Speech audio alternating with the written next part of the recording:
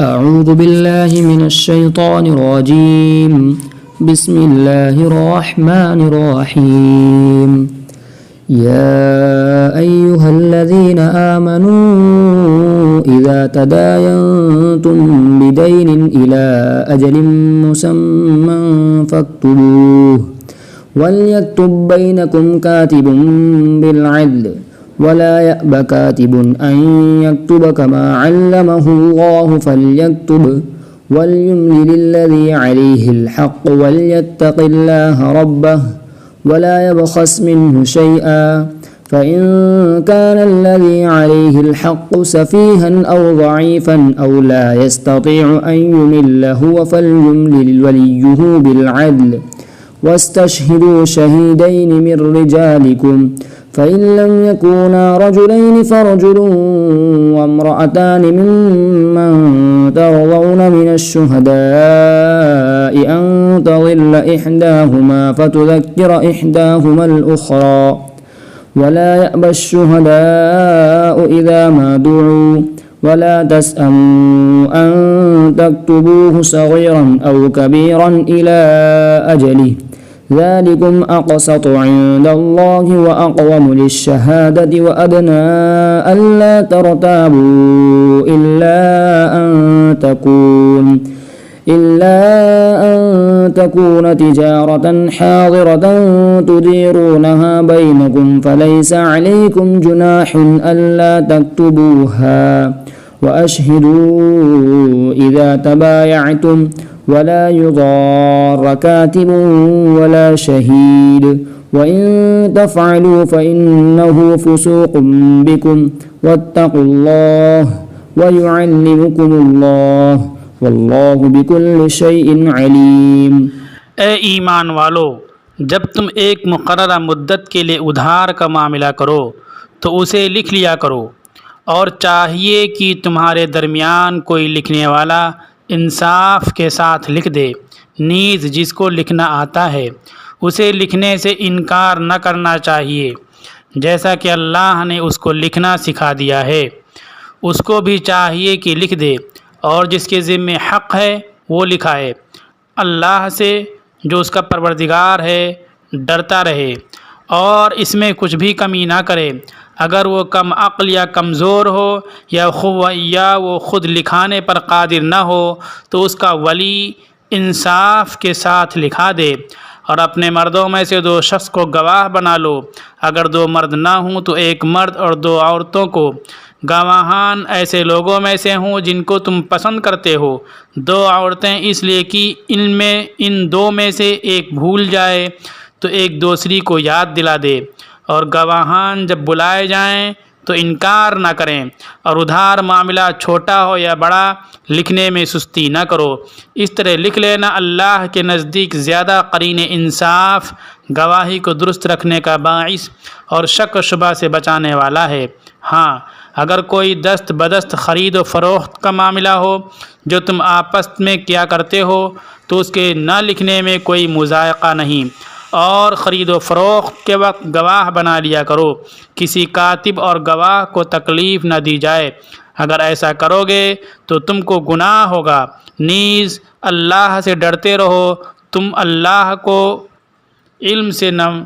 اللہ تم کو علم سے نوازتے ہیں اور ہر چیز کا علم رکھتے ہیں۔ وَإِن كُنتُمْ عَلَى سَفَرٍ وَلَمْ تَجِدُوا كَاتِبًا فَرِهَانٌ مَّقْبُوضَةٌ فَإِنْ أَمِنَ بَعْضُكُمْ بَعْضًا فَلْيُؤَدِّ الَّذِي اؤْتُمِنَ أَمَانَتَهُ وَلْيَتَّقِ اللَّهَ رَبَّهُ وَلَا تَكْتُمُوا الشَّهَادَةَ وَمَن يَكْتُمْهَا فَإِنَّهُ آثِمٌ قَلْبُهُ واللہ بما تعملون علیم۔ اور اگر تم سفر پر ہو اور کوئی لکھنے والا نہ پاؤ تو رہن کی چیز ہوں جو قبضہ دے دی جائیں، اور اگر ایک دوسرے پر اعتماد کریں تو جس پر اعتماد کیا گیا ہے اسے چاہیے کہ اپنی امانت ادا کرے، اور اللہ سے جو اس کا پروردگار ہے ڈرے، اور تم لوگ گواہی چھپایا مت کرو، جو گواہی کو چھپائے اس کا دل گنہگار ہے، اور اللہ تمہارے اعمال سے باخبر ہیں۔ آیت نمبر 200 282 اور 283 کی مختصر تشریح پیش کروں گا۔ سورہ بقرہ کی آیت نمبر 282 میں قرض لین دین کے بارے میں ہدایت میں اس سے پہلے مالیات کے بارے میں باتیں ہوئی ہیں۔ اس سے پہلے سود کے بارے میں اللہ تعالیٰ نے بیان کیا اور سود کے بارے میں ممانعت وارد ہوئی، اور جو سود کا لین دین کرتے ہیں ان کے بارے میں سخت ہدایت ہے کہ وہ اللہ سے جنگ کے لیے تیار ہو جائیں جو سود کا لین دین کرتے ہیں۔ چونکہ سماج میں کچھ لوگ مجبور ہوتے ہیں، ان کو پیسے کی ضرورت ہوتی ہے، اور کچھ لوگوں کے پاس پیسہ زیادہ ہوتا ہے تو پیسے سے پیسہ بنانا چاہتے ہیں۔ یہ چیز فطرت کے خلاف ہے کہ پیسے سے پیسہ بنایا جائے۔ اسلام کہتا ہے سرمایہ سے پیسہ بنایا جائے اور پیسے سے سرمایہ بنایا جائے، لیکن سودی نظام میں ایسا ہوتا ہے کہ پیسے سے پیسہ بنانے کی کوشش کی جاتی ہے، اس کے نتیجے میں دولت کی روانی ایک طرف ہو جاتی ہے، اور جن کے پاس پیسہ وہ بالکل مٹھے ہو جاتے ہیں۔ اس لیے سماج کا ایک بڑا حصہ مفلوج ہو جاتا ہے اور غریب ان کی غربت میں اضافہ ہی ہوتا رہتا ہے۔ تو اس کی حرمت کا اعلان کیا جو لوگ اب سودی نظام کی ممانعت کے بعد ایک دوسرا نظام پیش کیا غریبوں کی مدد کرنے کے لیے۔ اس میں پہلی چیز صدقہ خیرات کی ہے کہ آپ غریبوں کو دو اور پیسہ واپس نہ لو، تو آپ کو ثواب ملے گا، آخرت میں اس کا اجر ملے گا۔ صدقہ خیرات ایک حد تک انسان کر سکتا ہے۔ اگر صدقہ خیرات کی وسعت نہیں ہے تو کیا کرے؟ قرض دے دے تاکہ ضرورت مند کی ضرورت پوری ہو جائے۔ تو یہ اللہ تعالیٰ بتلاتے ہیں کہ جب تم لین دین کا معاملہ آپس میں کرو تو وہ معاملہ ایک مدت تک مقرر ہونا چاہیے، اور اس کو لکھ لو، فاکتبوہ، اس کو لکھ لو۔ عام طور پر ہم لوگوں سے غلطی ہوتی ہے کہ اگر ہم سے کوئی قرض مانگتا ہے یا ہم کسی سے قرض لیتے ہیں تو ہمارے اوپر اعتبار ہے کہ ہم مولانا صاحب ہیں، وہ فلاں ایک آدمی ہیں، فلاں اچھے آدمی ہیں، اپنے ملنے والے ہیں، پارٹنر ہیں، تو ہم قرضہ دے دیتے ہیں، اس کو لکھتے نہیں ہیں۔ اور دوسری بڑی غلطی یہ کرتے ہیں کہ قرض واپسی کا وقت نہیں مقرر کرتے ہیں۔ دو غلطی کرتے ہیں، نیک نیتی سے ہم نے پیسہ دیا یا پیسہ لیا ثواب کے لیے، قرض دینا ثواب کی چیز ہے، ثواب ملتا ہے، لیکن اسی کے ساتھ فوراً دو گناہ ہم کر لیتے ہیں۔ یہ ہم کو نہیں کرنا چاہیے۔ قرض دیا ہم کو واپس لینا ہے تو کیا کریں؟ ٹائم مقرر ہو کہ 6 مہینے کے لیے، 3 مہینے کے لیے، 1 مہینے کے لیے، 1 سال کے لیے تم کو پیسہ دے رہے ہیں، پہلی بات۔ دوسری بات، اس کو لکھیں کہ ہم نے اس تاریخ کو اتنا پیسہ فلاں کو دیا تھا، اور یہ پیسہ اتنی تاریخ کو، فلاں تاریخ فلاں دن کو یہ واپس کریں گے۔ یہ لکھنا ضروری ہے۔ عام طور پر ہم لوگ لکھتے نہیں ہیں، پھر بعد میں پیسہ واپس نہیں ملتا ہے تو آپس میں کھٹاس پیدا ہوتا ہے۔ لکھنے کے بارے میں اللہ تعالیٰ ہدایت دیتے ہیں، وَلْيَكْتُبْ بَيْنَكُمْ كَاتِبٌ بِالْعَدْلِ، اور چاہیے کہ تمہارے درمیان لکھنے والا انصاف کے ساتھ لکھے، لکھنے میں کمی زیادتی نہ کرے کہ قرض لینے والا اپنا پہچان کا ہے تو ایک نقطہ گھٹا دو، یا قرض دینے والا اپنے پہچان کا ہے تو اس کا ایک نقطہ بڑھا دو، اس کو دے رہے ہیں 10,000 اور لکھ رہے ہیں 1,00,000 روپیہ۔ ایسا نہ کرے، انصاف کے ساتھ لکھے۔ وَلَا يَأْبَ كَاتِبٌ أَن يَكْتُبَ كَمَا عَلَّمَهُ اللَّهُ فَلْيَكْتُبْ، اور لکھنے والا انکار نہ کرے لکھنے سے، جیسا کہ اللہ نے اس کو سکھلایا ہے تو وہ لکھ دے۔ لکھنے کا فن آنا یہ اللہ کی طرف سے انسان کو اللہ تعالیٰ سکھاتے ہیں، اللہ کی طرف سے ایک انعام ہے۔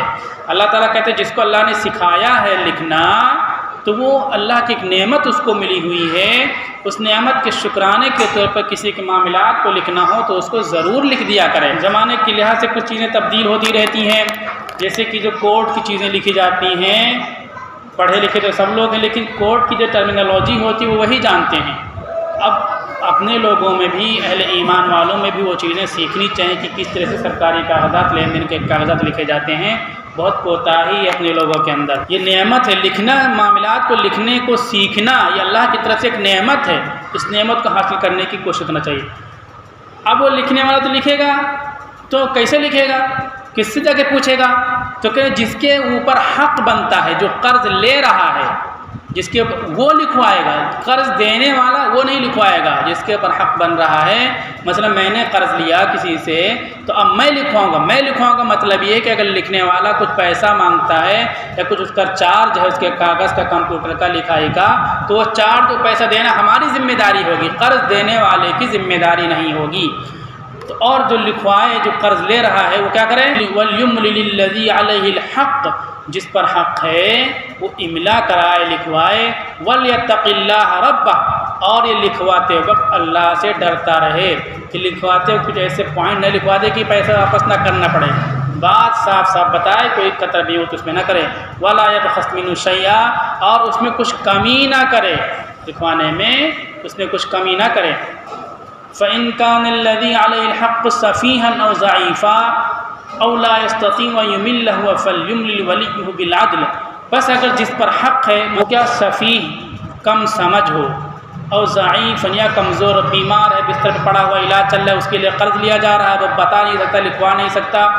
او لا یستطیع، یا وہ طاقت نہیں رکھتا ہے لکھوانے کی، بستر پہ پڑا ہے، بول ہی نہیں سکتا، لکھوا ہی نہیں سکتا، وہ فَلْيُمْلِلْ وَلِيُّهُ بِالْعَدْلِ، تو جو اس کا ذمہ دار ہے، اس کا ولی ہے، اس کا سرپرست ہے، وہ لکھوائے کہ ان کے لیے قرضہ لیا گیا، فلاں کے لیے، وہ بیمار ہیں، دوا کے لیے لیا گیا، مکان کے لیے لیا گیا، گھر کے لیے لیا گیا، میں لکھوا رہا ہوں، لکھوائے۔ ولی اس کو کہتے ہیں۔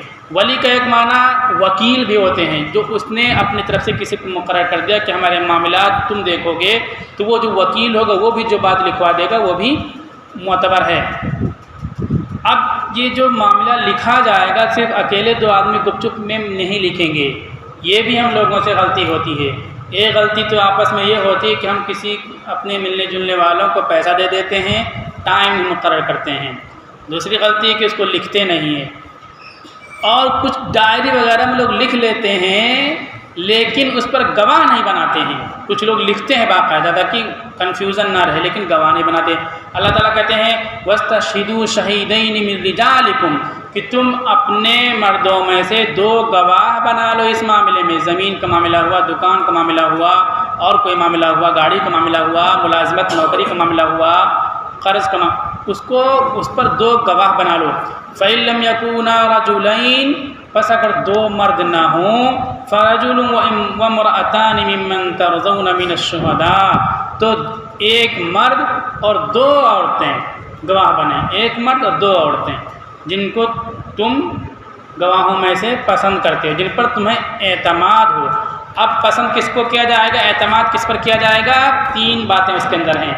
وہ گواہ مسلمان ہو، دوسری چیز وہ گواہ فاسق و فاجر نہ ہو، دیانتدار ہو، اور وہ مرد ہو، یا پھر ایک مرد اور دو عورتیں ہوں۔ یہ تین باتیں ہیں۔ اب دو عورتیں کیوں ہوں گی؟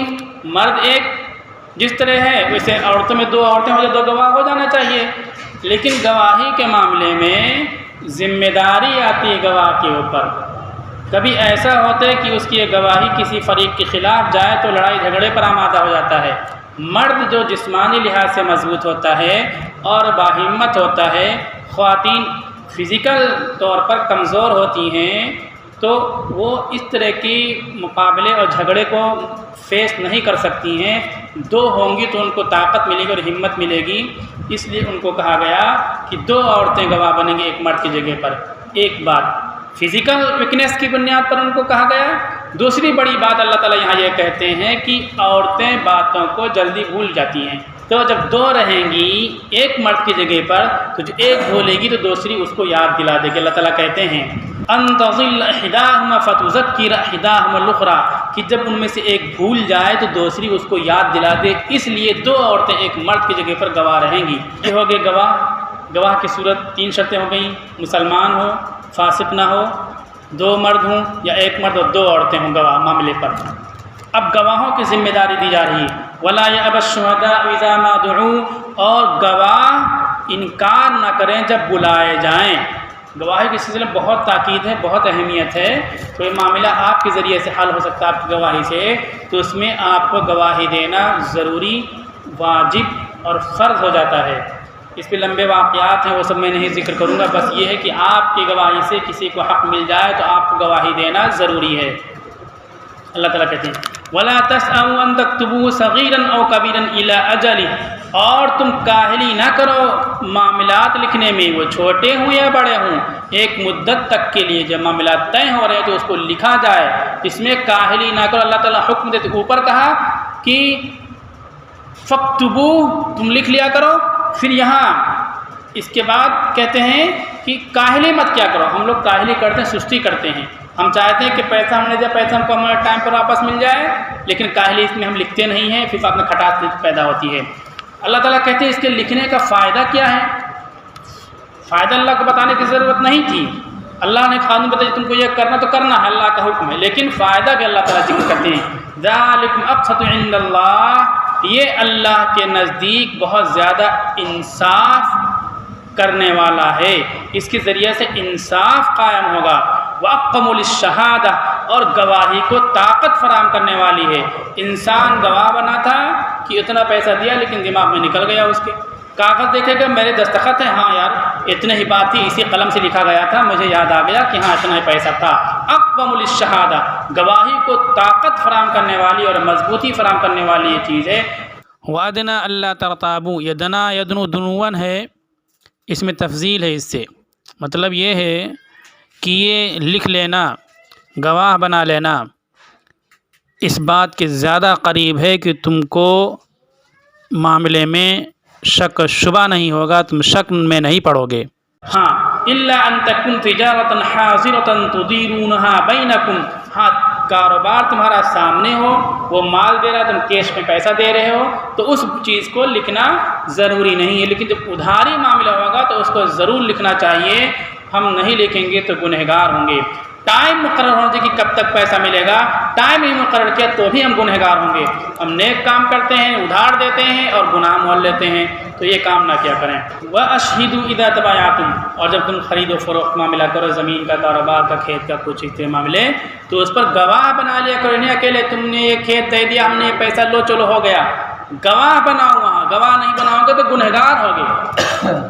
اب گواہ بنا لیا، اوپر گواہ کی بات آئی تھی کہ گواہی میں تکلیف بھی پہنچ سکتی ہے، تو ایک طرف شریعت یہ کہتی ہے کہ انسان کی گواہی سے کسی کو حق مل جائے تو وہ ہر حال میں جا کر کے وہاں گواہی دے، دوسری طرف جس کے لیے گواہی دی جا رہی ہے تو ان لوگوں کو اس بات کا پابند بنایا جا رہا ہے کہ گواہی جو دینے والا ہو اس کو تکلیف نہ پہنچائی جائے۔ ولا یضار کاتب ولا شہید، نہ یہ لکھنے والا نہ گواہی دینے والا، ان کو تکلیف نہ پہنچایا جائے۔ یہ اسلامی حکومت کی ذمہ داری ہے، مسلم سماج کی ذمہ داری ہے، فریقین اور معاملہ کرنے والوں کی ذمہ داری، جس نے لکھا اس کو کوئی تکلیف نہ پہنچائی جائے، جو اس پر گواہ بنا اس کو کوئی تکلیف نہ پہنچائی جائے۔ تکلیف کیسے پہنچائی جاتی ہے؟ حالات اس وقت یہ ہیں کہ انسان معاملات میں اب گواہ بننے کے لیے تیار نہیں ہو رہا ہے کہ ہم گواہ بن جائیں گے تو روزانہ تھانے دار صاحب بیٹھائے رہیں گے تھانے میں گواہی کے لیے، روزانہ ہم کو کورٹ میں گواہی دینے کے لیے جانا پڑے گا، دکان دیکھیں، کاروبار دیکھیں، مزدوری دیکھیں کہ روز جا کر کے گواہی دیں۔ اس طرح سے پریشانیاں گواہوں کے سامنے کھڑی ہو جاتی ہیں، آنکھوں دیکھی بات کو لوگ اب گواہی دینے کے لیے تیار نہیں ہوتے ہیں۔ نتیجہ یہ ہے کہ جو کسی لائق نہیں ہے، سماج کے انتہائی درجہ مطلب کٹے ہوئے لوگ ہیں، وہ پیسہ لے لے کر جھوٹی گواہیاں جا کر کے عدالتوں میں دیتے ہیں۔ اب جھوٹی گواہی جب ان کو معاملہ کو پتہ ہی نہیں تو کیا وہ گواہی جا کر کے دیں گے پیسہ لے کر کے؟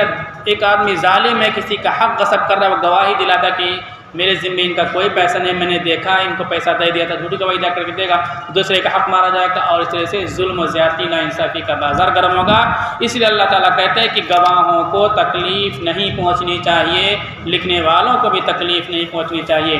اگر تم نے تکلیف پہنچائی وَإِن تَفْعَلُوا فَإِنَّهُ فُسُوقٌ بِكُمْ، گواہوں کو یا لکھنے والوں کو، تو یہ تمہارے طرف سے گناہ ہوگا، تم اللہ سے ڈرتے رہو۔ جتنے بھی ہدایتیں، احکامات، معاملات کے بارے میں کسی پہ اللہ تعالیٰ دیتے ہیں تو ان پر عمل کرنے کے لیے انسان اسی وقت مجبور ہوگا جب اس کے دل میں اللہ کا خوف ہوگا، اللہ کا ڈر ہوگا۔ اگر اللہ کا ڈر نہیں ہے، اللہ کا خوف نہیں ہے، تو جب تک پولیس کی نگرانی ہے، قانون کے ڈنڈے پہنچ رہے ہیں، اس وقت انسان عمل کرے گا، جیسے موقع ملے گا وہ قانون کے خلاف کام کرنے لگے گا، دوسرے کا حق مارنے لگے گا۔ اس لیے انسان کو انصاف پر کھڑا کرنے کے لیے اور حقوق کی ادائیگی کے کے لیے یہ بڑی طاقت ہو سکتی ہے، وہ طاقت اللہ کا ڈر، اللہ کا خوف ہے۔ جب تک اللہ کا خوف نہیں ہوگا انسان کے معاملات صاف نہیں ہو سکتے ہیں۔ جس کے معاملات خراب ہوتے ہیں مطلب یہ کہ اس کے دل میں اللہ کا خوف نہیں ہے۔ ہم ایمان والے ہیں، اللہ پر یقین رکھنے والے، اس لیے ہمیشہ ہمارے دلوں میں اللہ کا خوف، اللہ کا ڈر ہونا چاہیے۔ اور اللہ تعالیٰ تم کو سکھلاتا ہے کہ معاملات کاروبار تم کیسے کرو، یہ سکھلاتا ہے کہ تمہارے پیسے نہ ڈوبنے پائیں اور کسی کے تعلق سے دلوں میں کھٹاس نہ پیدا ہو، تمہارے حقوق مل جائیں۔ ایسا کرو، تم ٹائم مقرر کر لیا کرو، لکھ لیا کرو، گواہ بنا لیا کرو، تو اس طرح سے تم کو حقوق مل سکتے ہیں۔ واللہ بکل شیء علیم، اللہ تعالیٰ خوب جاننے والا ہے۔ اسلام یہ کہتا ہے کہ انسان کے پاس اس کے پیسے رکے نہ رہیں، بازار میں چلتے رہیں اور اس پیسے سے کاروبار بڑھتا رہے اور سماج میں لوگوں کی ضروریات پوری ہوتی رہیں۔ اس وقت قرض کا معاملہ یہ ہے کہ ٹھیک ہے، فضیلت ہے، ثواب ہے قرض کا۔ جس وقت قرآن کی آیتیں نازل ہو رہی تھی اس وقت کیا تھا؟ سکے سونے اور چاندی کے تھے۔ آپ نے کسی کو قرض دیا تو وہ قرض آپ 2 سال بعد 4 سال بعد لوگے تو اس کی قیمت اتنی ہی رہے گی بلکہ بڑھ جائے گی۔ سونے کے سکے تھے، چاندی کے گھٹتے نہیں تھے۔ آپ اس زمانے میں نے 2 لاکھ روپے کسی کو قرض دیا، 2 سال بعد واپس لیں گے تو 2 لاکھ، 2 سال پہلے 2 لاکھ میں 2 پلاٹ مل رہے تھے، 2 سال بعد ہمارا پیسہ واپس ملا، اب ہم کو 2 لاکھ اور قرضہ لے کر کے یا کسی طرح انتظام کر کے 4 لاکھ میں ایک پلاٹ 2 پلاٹ ہم کو لینا پڑے گا۔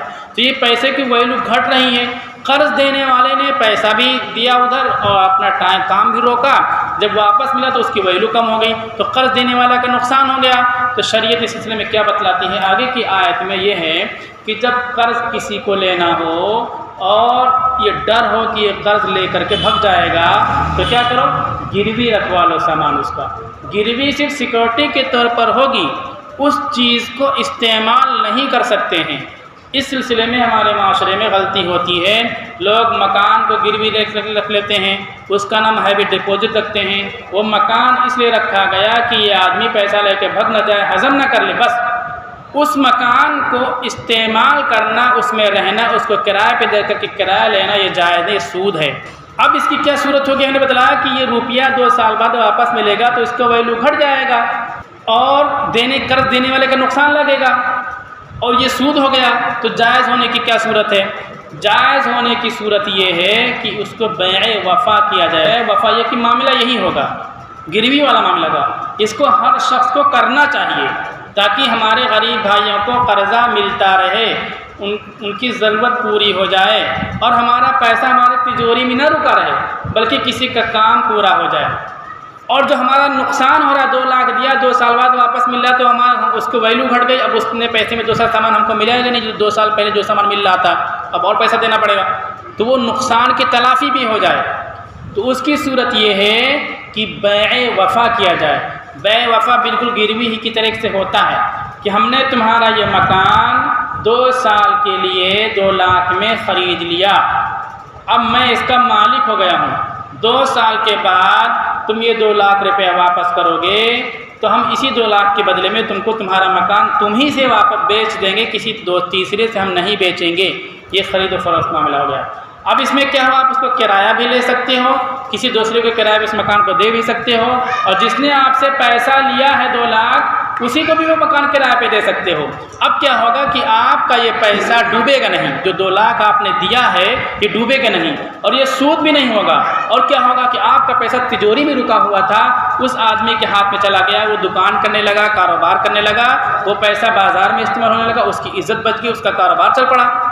اور جو نقصان ہوگا 2 سال بعد آپ کو 2 لاکھ میں، وہ نقصان اس کرائے سے آپ کو واپس مل جائے گا۔ تو جو سودی معاملات میں کرتے ہیں اور جو اس میں کرتے ہیں دونوں میں برابر نفع ہو رہا ہے، دیکھنے میں ایسا لگ رہا ہے، لیکن یہ پیور جائز ہے اور درست ہے، شریعت کے مزاج کے موافق ہے۔ شریعت کہتی کہ آپ کا پیسہ آپ کے گھر میں نہ رکے بلکہ بازار میں چلتا رہے، آپ کا پیسہ بازار میں چلنے لگا، اور شریعت یہ کہتی ہے کہ آپ کا نقصان بھی نہ ہونے پائے، ادھر کرایہ آپ کو آنے لگا تو آپ کا نقصان بھی نہیں ہو رہا ہے۔ یہی معاملہ اور بہت سارے کاروبار میں کر سکتے ہیں، آپ کھیت میں ہے، گاڑی میں ہے۔ تو اس طرح سے آیت میں گروی کا حکم بیان کیا گیا کہ گروی کے مال سے تم استفادہ نہیں کر سکتے، سیکورٹی کے طور پر یہ پیسہ ہوگا۔ گروی اور بیع وفا میں فرق اس وقت ظاہر ہوگا جب قرض لینے والا آپ کو پیسہ واپس نہ کر سکے، گروی میں قرض لینے والا پیسہ نہیں واپس کر سکتا، تو اس کا مکان یا اس کی گروی رکھی ہوئی چیز کو بیچیں گے، بیچنے کے بعد جتنا پیسہ آپ نے قرض دیا ہے اتنا پیسہ لے لیں گے، زیادہ میں اگر بکا ہے تو باقی پیسہ قرض لینے والے کو دیں گے، چونکہ اس کے مال کا پیسہ اس کو مل رہا ہے۔ بیع وفا میں یہ ہوگا کہ اس طرح سے اس مکان کو یا اس شے کو، شے مرہون کو بیچیں گے نہیں، بلکہ یہ قرض دینے والا اس مکان کا، اس شے مرہون کا مالک ہوگا، اب اس کی قیمت کم ہو یا زیادہ ہو، یہ فرق ہے دونوں میں۔ ہم لوگوں سے جو لین دین کی یہ عام طور پر غلطی ہوتی ہے، آپس میں جھگڑے ہوتے ہیں، اختلافات ہوتے ہیں، اس لیے میں نے خاص طور پر اس آیت کو منتخب کیا۔ قرض لیں، قرض دیں تو اس کا ٹائم مقرر کریں، اس کو لکھیں، اس پر 2 گواہ مقرر کریں، اور پھر گروی کا کوئی معاملہ ہو تو گروی کے مال سے استفادہ کرنا جائز نہیں ہے۔ کھیت، مکان، دکان کے معاملے میں گروی نہیں بلکہ بیع وفا کریں، تاکہ آپ کا پیسہ آپ کی تجوری میں نہ رہے، بازار میں چلتا رہے، کسی کا کام بھی پورا ہو جائے اور آپ کا نقصان بھی نہ ہو۔